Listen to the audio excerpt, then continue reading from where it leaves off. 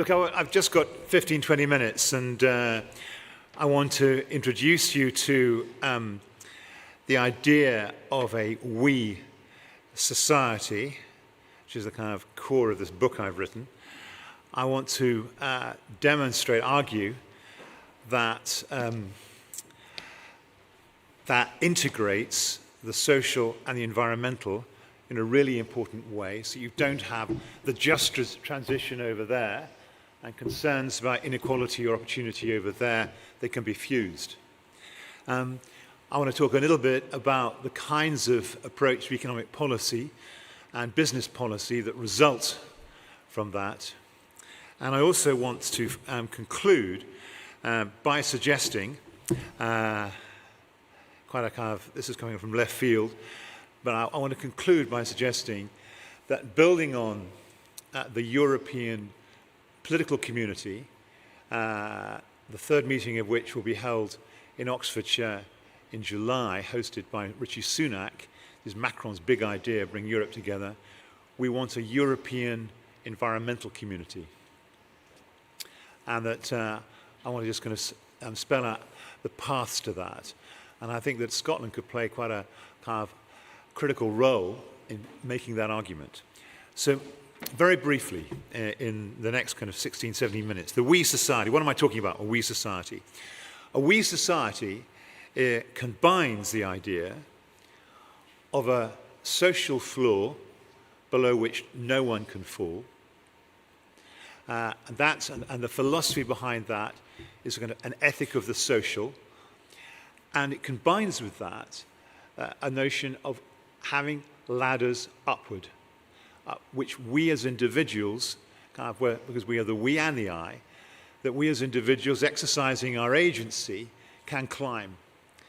But it's a bounded individualism, not a kind of individualism of self-interest and greed and me first and all the rest. It's a bounded individualism in which you recognize your obligations to the social, and society recognizes its reciprocal obligations to you. But that notion of the social is big. In the 21st century, that's got to include a notion of environment, biodiversity, planetary limits.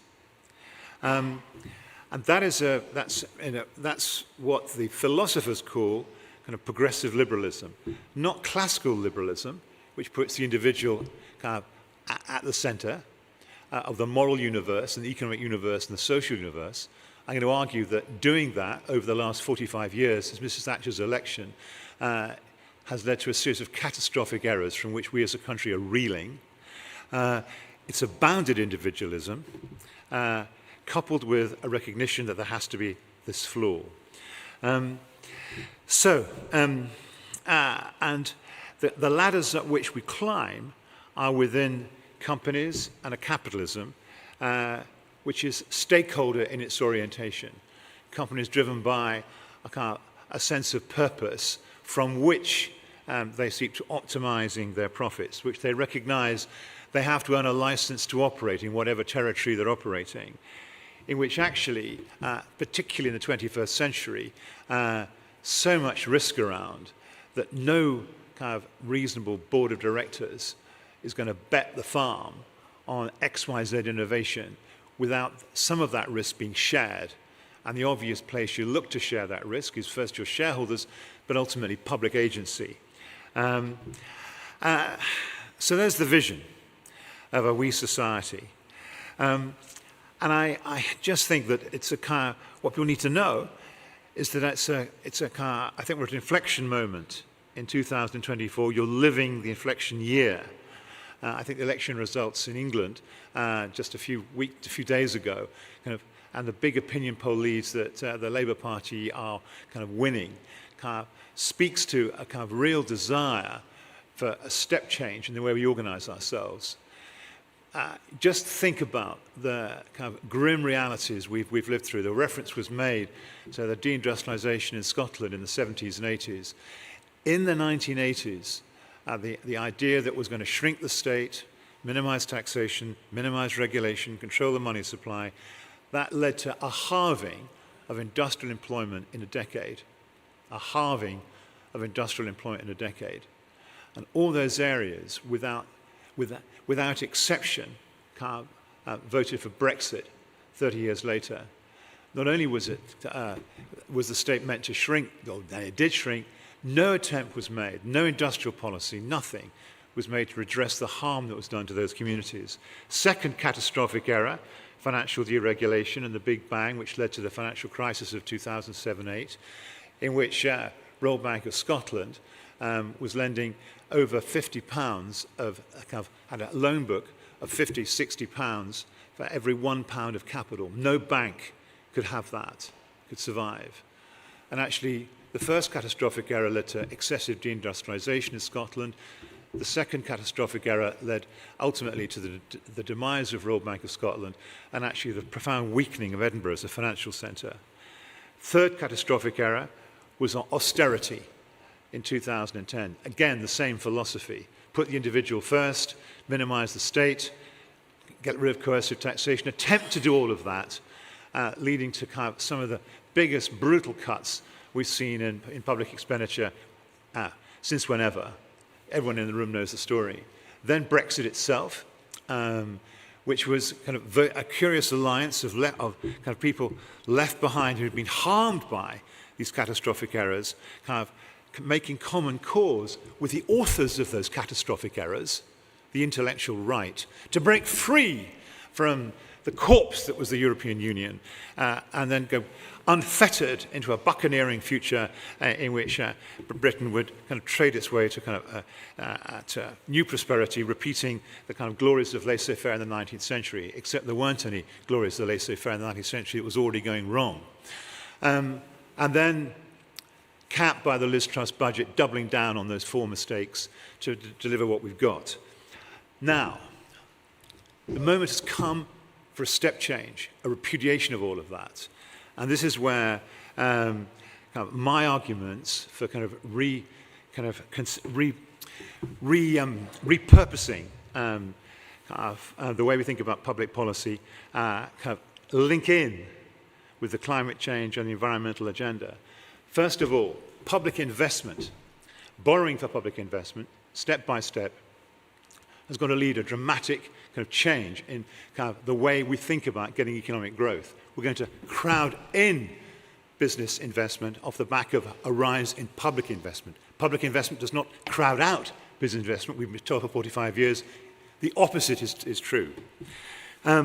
We are going to, on top of that, that's the first thing. The second thing is we have to reshape our pension system and our banking system to equip the startups, the scale-ups, and indeed actually the quoted companies to take advantage of the opportunities that we're going to kind of present to them. Third element is to reconstitute corporate law and the way we think about kind of capitalism so that companies get used to the notion that actually putting a purpose kind of first from which you set out to make a lot of money is kind of the right way to go about it.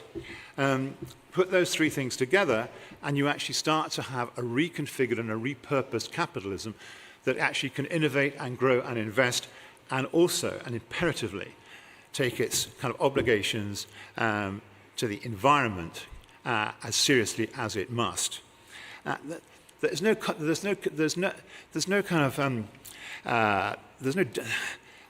The objection to this is that actually that's going to cost.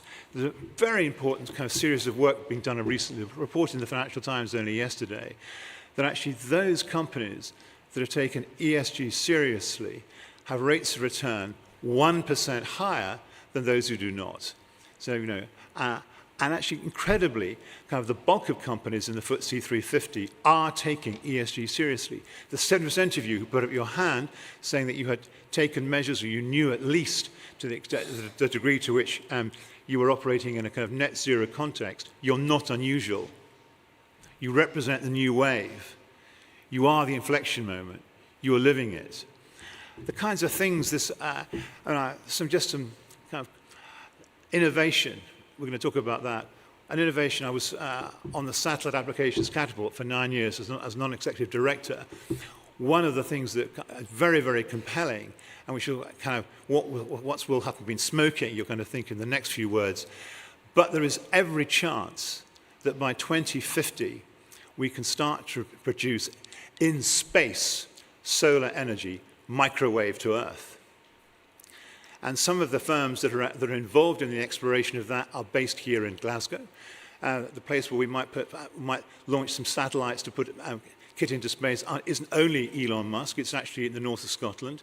You know, actually, crazy though it might seem, there is a kind of a technology.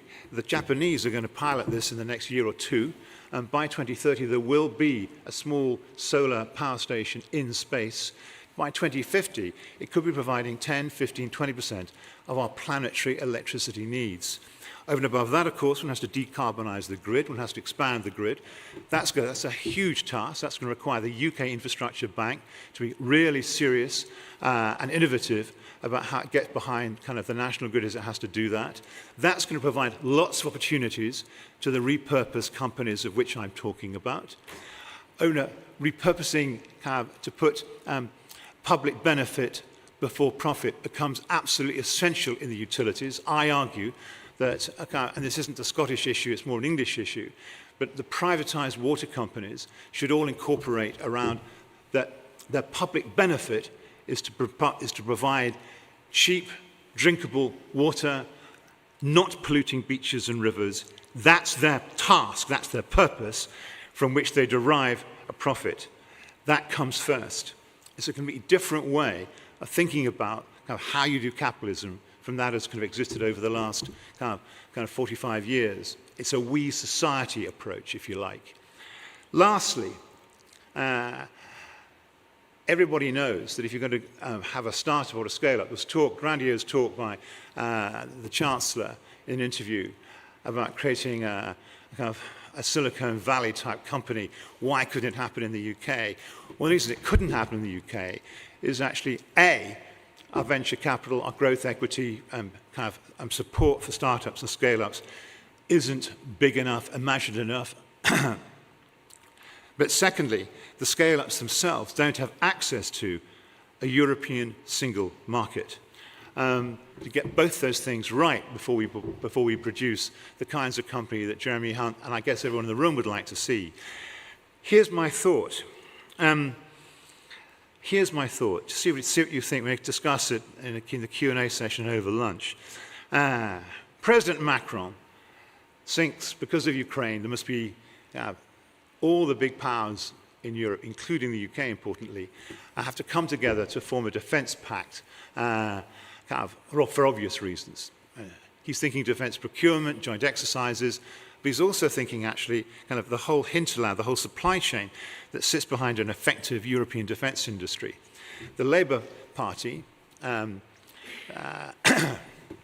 Nick Thomas-Symonds, the Shadow Brexit Secretary, John Healey, the Shadow Defence, David Lammy, the Shadow Foreign Secretary, and Keir Starmer himself all talk about the need in the first 6 months for Labour government to actually create a European defence pact, a big, baggy defence pact, which will include not only defence procurement, but also energy, food, data, cybersecurity.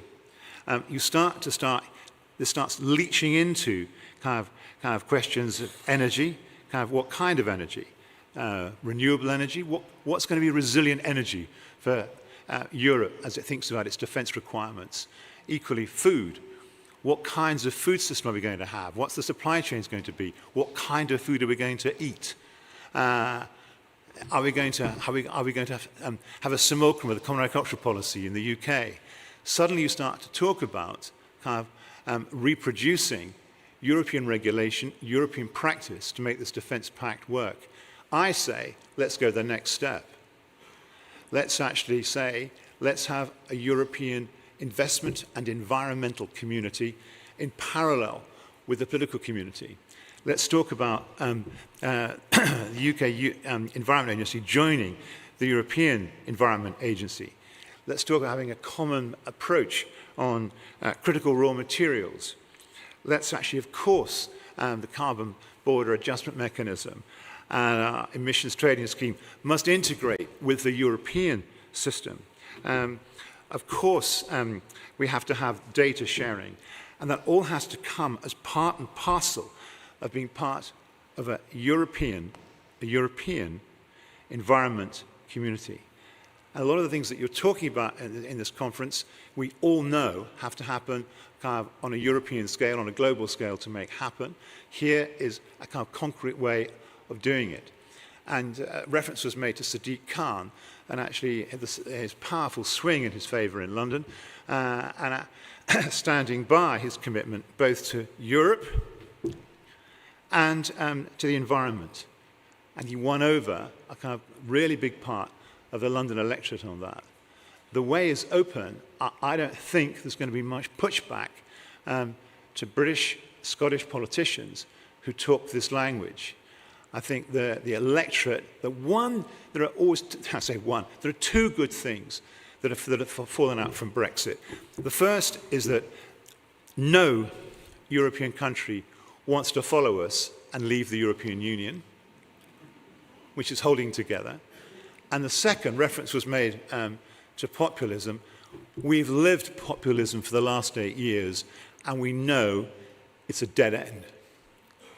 I'm very struck by Nigel Farage's hesitation in wanting to stand for reform, because he knows that the chances of winning a seat are actually rather low and doesn't want to do it again. He knows that. He's hoping there's going to be a second populist surge if Labour get elected and fail. I don't think Labour will fail. I think Keir Starmer may be a Prime Minister in the image of Clem Attlee. I think it's going to be a broad-based coalition, and the 5 missions, one of which is, of course, the drive to net zero, and another of which is the kind of trying to be the highest growth economy in the G7, demand that he and his team take the agenda of what you've been talking about this morning and this afternoon fundamentally seriously. There's no way that we can get to be the highest growth economy in the G7 without big investment in net zero and making sure it has a positive net return.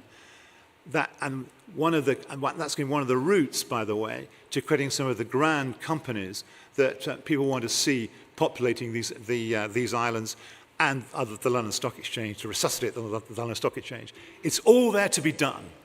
It's all there to be done. And within that framework, let's make the argument for not only a European political community, but a European environmental community. And let's use that as a stepping stone, ultimately, for a bigger reassociation with the European Union. John Curtis, citizen of Glasgow, argues there will be a referendum again before 2040, and it'll be won. This is one of the ways that one builds to that victory in 15 years' time. Thank you very much. Stay there.